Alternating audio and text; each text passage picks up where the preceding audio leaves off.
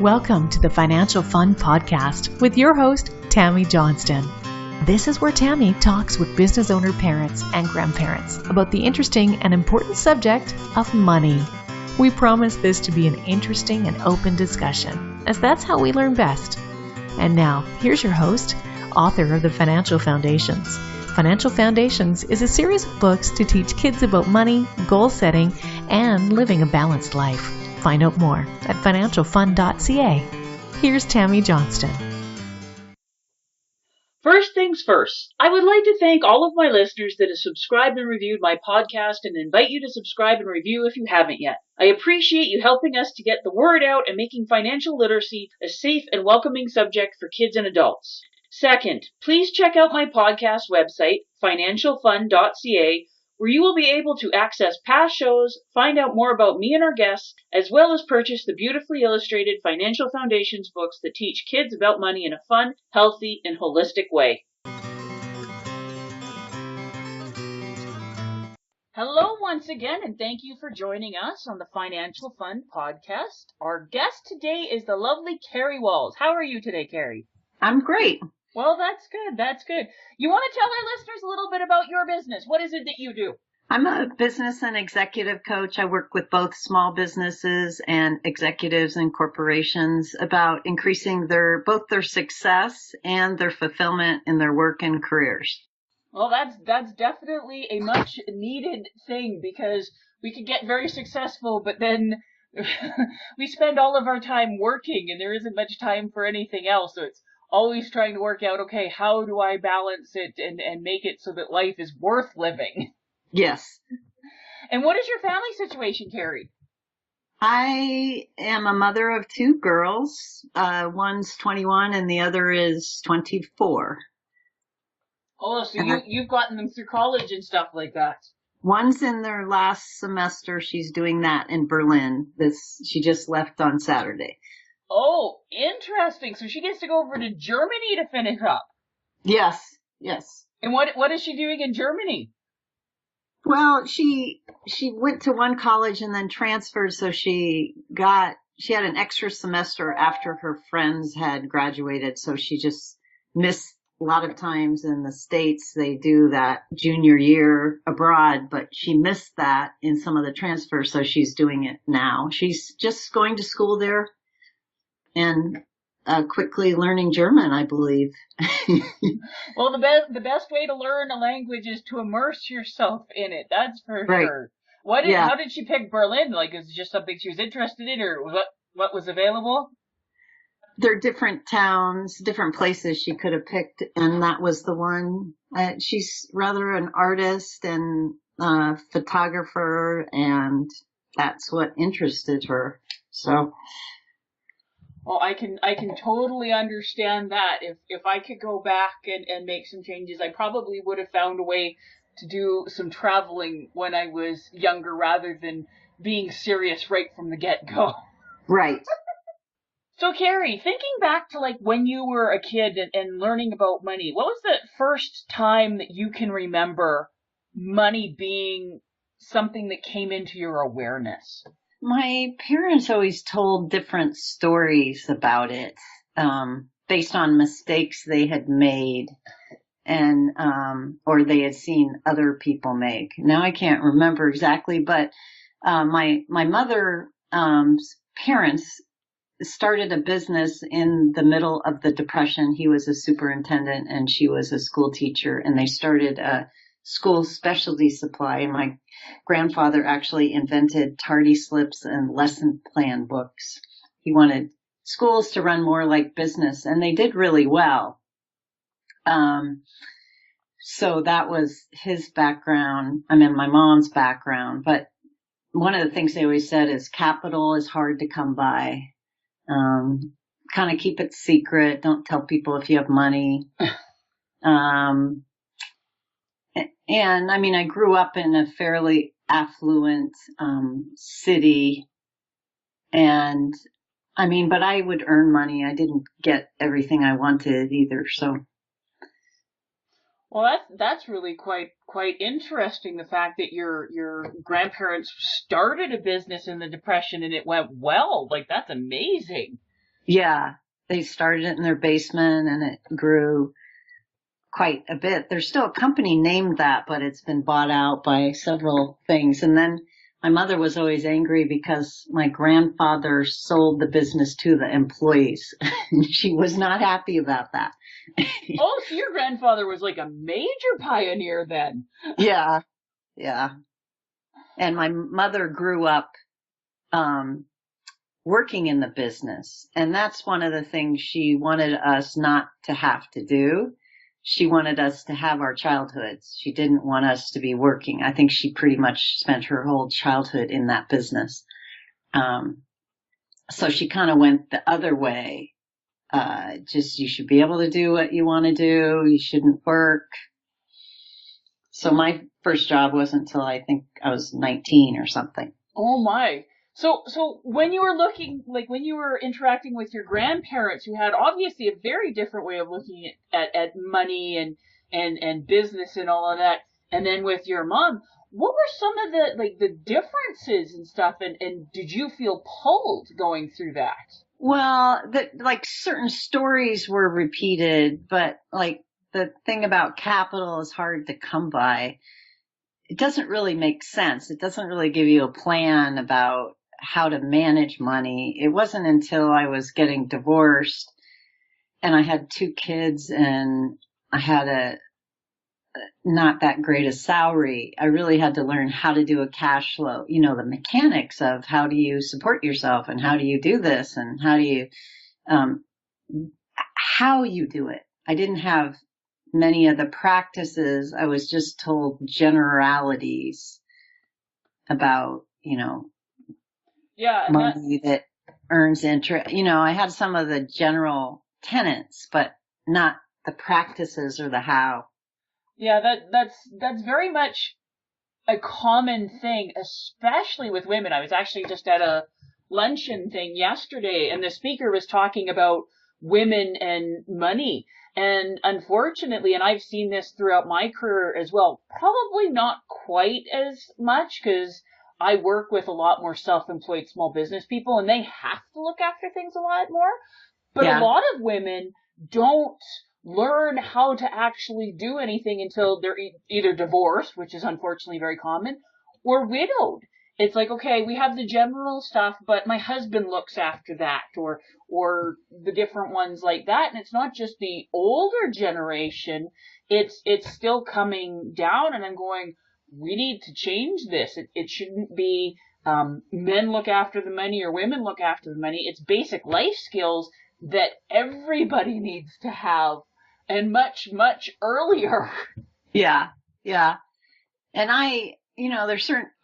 both my parents ended up passing away in my 20s. So I inherited some money, but I wasn't really equipped to deal with that. And there's certain things I did that, were a reflection of the time. Just, I was married. So it's like, my money is our money, but doing that over again, I wouldn't necessarily have done it that way. Hindsight's always 20/20. If we could go back, There's an awful lot of things pretty much everybody would fix, but that's all part of the learning experience. So yeah, for sure. What are some of the things that, I think you have an absolutely fabulous history, like having grandparents in business and the different things like that. So when you started realizing that you needed to do more of this stuff, how did you start teaching your daughters more?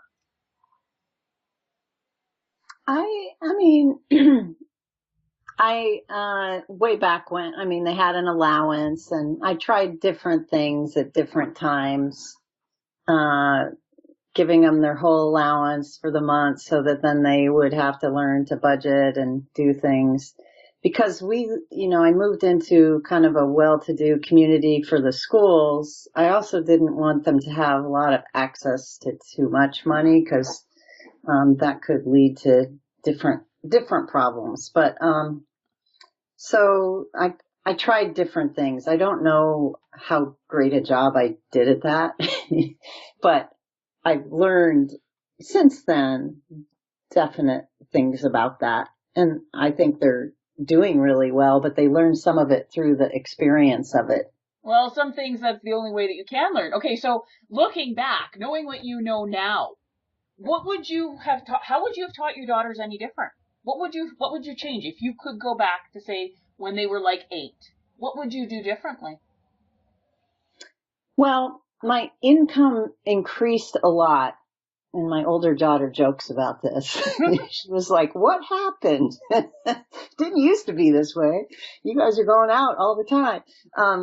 My income increased, and I also got more and more responsibility at work. And I was also a single mother. So sometimes I was just kind of overwhelmed on the home front by managing the work stuff. So I got less disciplined, especially when my older daughter went to college. About some of that, and kind of would just do what was easiest, which wasn't the best way to do it. And my younger daughter, she had trouble saving money. She'd have breakdowns with money. But of course, because I kind of bailed her out or let her do that, she didn't really have the meaning of money. So, being a little more structured about it and not rescuing her would have been way more helpful. Yeah, I think just it was tight when they were like 8, so they learned some things then. They were pretty appreciative because it was tight. I remember one time we were getting ice cream cones, and they asked if they could put toppings on it, and I said yes, and they're so excited. But because that wasn't something we could always do. But and they were in a community that didn't function that way, had much more affluence than that. So, but that was good for them, I think. Yeah, and that's what a lot of people don't understand. Like, we love our kids and we want them to be happy, and we don't want them to suffer or go through pain. But there's one of the biggest problems that I've seen is so many parents bubble wrap their children, or they helicopter. Like, I was just reading I've read a few articles on it about parents now wanting to go to job interviews for their kids and stuff like that, and I'm going, you are not helping your kids in any way, shape, or form. That's amazing. I know my older daughter once said, she was like in 6th grade, and I was in a community with a lot of stay-at-home moms, which was really nice for me. It helped a lot. But, the teacher said, well, can't you just, she forgot an assignment or something. And the teacher said, can't you just call your mom and tell her to bring it? And she was like, no, she's work. So you do, in some ways, learn to be more responsible because they had to. And I personally think that's a good thing, because when your daughters have to learn that stuff, that no, I can't just call mom for this, that they have to step up to the plate and be able to take care of themselves. Like, when you come across these college students that they're dropped off and they don't even have the ability to make toast because mom, dad, or someone else has always done it for them, going, I couldn't even imagine that. Right. I was at this college graduation event, and one of the mothers had left her daughter who's about to go to college, and she was concerned that she didn't know how to use a can opener. I was like, oh my. How long did it take you to pick your job off the floor? I think my kids learned how to use a can opener early on. Oh yes. We're having lots of fun teaching my daughter to cook and make that, and she might grumble a little bit, but then when she finds out, like, her friends and stuff, that she goes to school and they can't do half the things that my daughter can, like, she thinks that's pretty awesome then. So now with your daughters older and stuff, what are some of the questions or conversations you guys have around money now? Well, I mean, I've shared a cash flow with both of them. I don't think they use it yet. My older one lives in Boston, which is quite an expensive city, and she's managing it, and I'm not supporting her in any way besides some flights home and Christmas presents and stuff. But she knows how to manage her money, and I think she learned to do that in college, because I know she went to a small liberal arts college, which is quite expensive in the States, and she appreciated that, and that I was able to do that, and so she just learned to not ask for anything beyond what the tuition was already, and she just learned to be pretty thrifty and not spend money where she didn't value it. And so and my younger daughter this summer was, she's going to be a graduate in January, so she was working 2 jobs, worked at this specialty ice cream store, and then worked at a bakery in the morning. And she had a certain target of how much money she wanted, so she would have enough for Berlin, where she's is this semester, and also to kind of land wherever she decides to land when she's done. So they kind of figure it out because they know responsible about it. And I've had, and starting my business, I left where I was and started my own business in the last year, and that takes a little bit getting up and running. So they know there's just not a bank over here. And that's actually been helpful for both of them, I think. Well, I have to agree. So one of the questions I had with you being down in the States, I know that the student loan debt problem down in the States is absolutely massive. They're saying it's worse than credit cards and mortgages down there. Yeah. Yeah. What are you seeing with that? Like, from your daughters don't have to deal with any of that.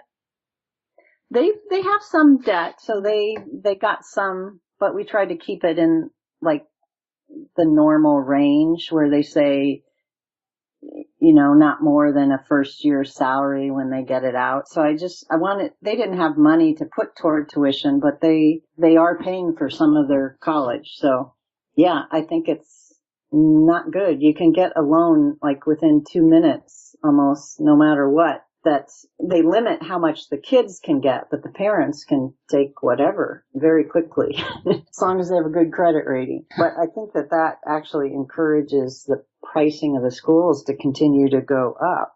So. Oh, very much so. And there's been a lot of documentaries on the schools that are targeting the people that can't necessarily afford, and then they're selling an education that isn't worth anything. Right. Some of the commercial. I'm just it's part of my values. I'm just a strong believer in a small liberal arts education. I really think it teaches you to think critically and, really have empathy. And so some people would say like an English major isn't a good thing to be doing. But I'm an English major, and, so there's a lot of skills you develop that I think last for a long, long, long time. Well, one of the things they're saying is like a Master's of Fine Arts is one of the most sought after degrees in the corporate world now, because yes, kids can learn how to technically do things, but the ability to think outside the box and come up with creative solutions and different things, that's where they're having problems with. And if we want to maintain a competitive edge, we need to be able to have that well-rounded way of looking at things and learning how to deal with people. Not everybody's an engineer, and not everybody should be an engineer. Right. I think it's important that you do work that's fulfilling and has meaning for you. And it's part of the process of growing up is figuring that out. Some of us have no intention of ever growing up. Yeah, right. Well, the thing is, like, the stats are saying now that, like, your daughter and daughters and my daughter and stuff, they're going to go through 7 total and complete career changes before they ever hit retirement age. Right. And there's so many people that I know that are my age and older and stuff like that, and they went and they have degrees and things that have nothing whatsoever to do with what they're doing professionally now. Right. But they learned how to take the different skills and things that they've learned in their different jobs and careers and stuff like that, and move it over. Like you said, you have an English degree. Yeah. Who would think? And my older daughter's kind of stressing about her career and what was she going to do. And, I said that our careers don't always make sense when we're moving forward into them. But now when I look back on my career, I have the English, I had the education background, I had small business experience, I worked at a nonprofit. Then I became a coach for the last 15 years. It really does make sense. And a lot of the skills I developed along the way I use that education background all the time. Yep. So I just consider that you do have a calling. You're here on the planet to serve some concern. And if you keep stepping forward into your calling, it'll make sense. And you have to be practical about the money too. The money part has you grounded in reality. So it's really important. Very, very much so. Like, I sit down with like a lot of teenagers and stuff that are grade 11, grade 12 up here. So they're getting close and they're going, everybody's asking them, so what do you want to do when you grow up? And they're so terrified because they're going, I don't know. I don't know what I want to commit to for like 45 years. Right. And so I tell them, you know what? You're not committing for 45 years. You're committing for like the next little while. What interests you now? And then learn it, get as many skills as you can, learn how to build your relationships. And if you find that, you know what, this isn't really rocking your world anymore, move to something else. You are not stuck in cement. And then it's like this huge weight's being lifted off of their shoulders and they're going, okay, I can make a choice for the next little while. And if it doesn't work, and it's not teaching them to be flaky or anything, but could you imagine making a decision and I have to do this for the next 45 years? That'd be terrifying because if you didn't do it right, it's like my world is over. Right. Well, one of the things I talk about with clients is we have different domains of activity in our lives. We have a financial domain, a career domain, family, relationship, and to really have a purpose for each domain of your life. So what's the purpose of your career? And when you're clear about, like, my purpose is to end suffering in the workplace in my career. It's really about building success and fulfillment for people. The vehicle may change. Like I used to work I was a CEO of a company and now I'm really doing it myself with a business partner. So I've changed the vehicle, but my purpose hasn't changed any. Yeah. So getting clear about what that purpose is and not getting attached to the vehicle, because the vehicle will change, but the purpose will stay the same. And a purpose, how I defined it, is like a never-ending aim. Like your purpose is kind of a silly example, maybe to go east.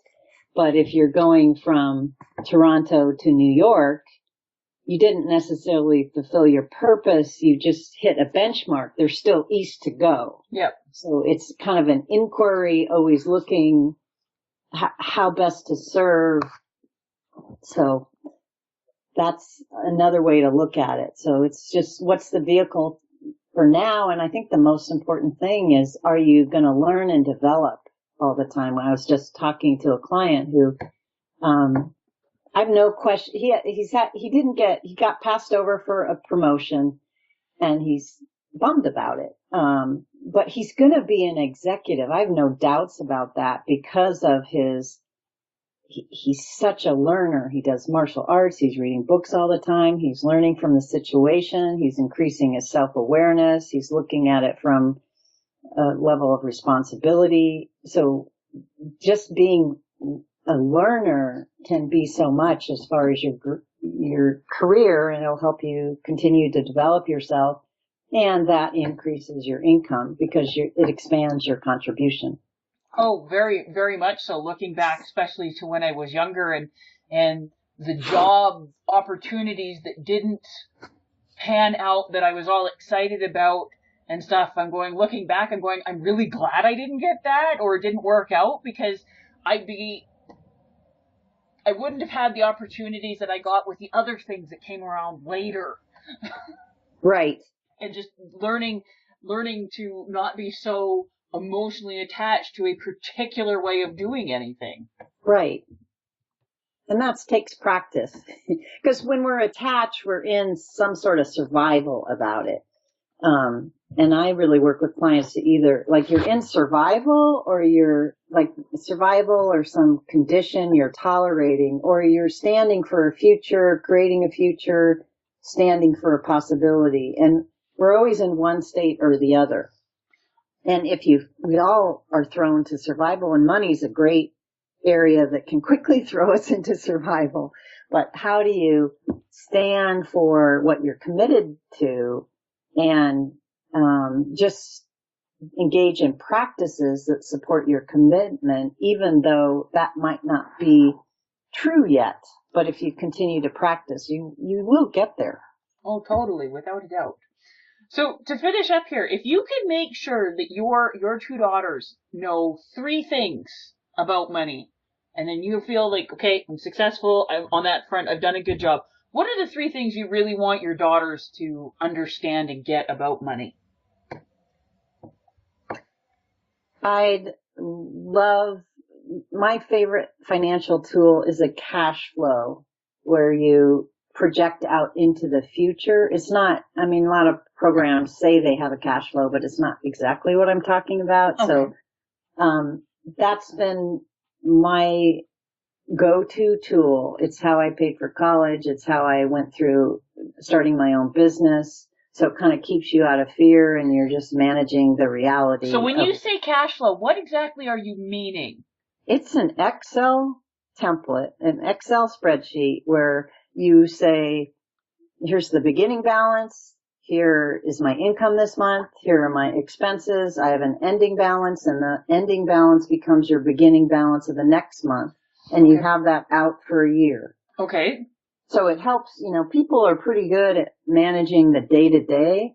It's the surprises that throw them off. So, or the unusual expenses. So. Okay. So you're saying like a really good budget is what you're saying. So they know. Yeah. Okay. And you make it accurate from the present, up to, so like my cash flow is accurate through August right now. Yep. And September on, it's speculative because you don't exactly know what's going to happen, but you have a general idea. Yes. So it's kind of a budget, but also how does your cash flow, what unusual things are coming up, and how will you manage them like that? Okay. So that's the number one thing. 3 things about money. Good question. Just obviously, learning to save money so that you're prepared for unexpected things that can happen. And I'd say owning their value and their contribution, because that impacts how much money you can earn. Oh, that's a really, really good one, especially from what we were talking about. The seminar I was at yesterday at lunch, and women have a horrible habit of underselling themselves. They're saying if you've got a man and a woman going in and they're applying for the exact same position and all else will be the same, a man will ask for 20% more and a woman will ask for 20% less. So she'll ask for 40% less for a starting salary than a guy, all things being equal, because she doesn't own her value and her worth the same way guys do. Yeah. And that reminds me of one of the things I did teach my kids, which I thought I may regret this, but I taught them how to make requests at a very young age. Request what you want. Go big. Go bigger than you think, right from the get-go. And of course, they use that on me a lot, but it's a great strategy. Rather than humming and hawing and try to manipulate or coerce, I just would kind of say, okay, so what's your request? Just tell me what your request is. But that relates to money a lot. Oh, money, relationships, absolutely everything. There's a saying that I absolutely love. It's a Native American saying, and it goes, aim for eagle, shoot pheasant, never eat crow. There you go. And yeah, I love that, because what's the worst they can say? No. Right. And if they say yes, you do better, or at least you have a place to negotiate. Why would you start at the bottom? Why would you start at the bottom? Yeah. So thank you very much for joining us today. It was a great conversation. Thank you. All right. Well, have a wonderful day. Okay. You too.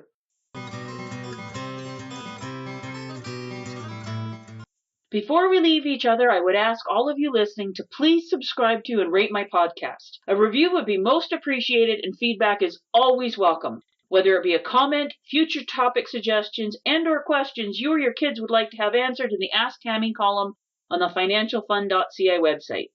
Please feel free to check me out on Facebook at Financial Foundation's Children's Books, on Twitter at Financial Fun, and Instagram at financial.fun. Thank you for joining us for this episode of the Financial Fun Podcast. Join Tammy Johnston again next week. For more information, please visit financialfun.ca.